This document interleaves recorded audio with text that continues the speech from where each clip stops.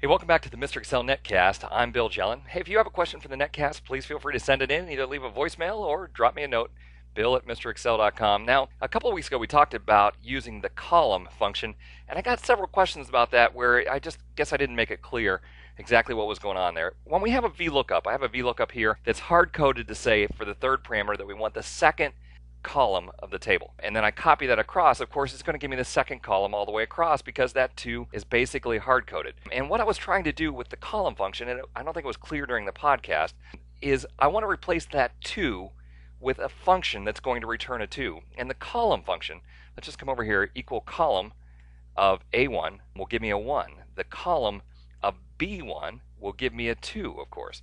Column of B1 gives me a 2 because it's the second column.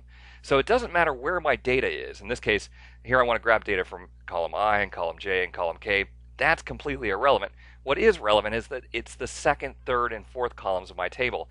So over here where I have that 2 hard-coded, I want to ask for the column, and I'm going to ask for B1. I could easily ask for B9, B9000, B50,000.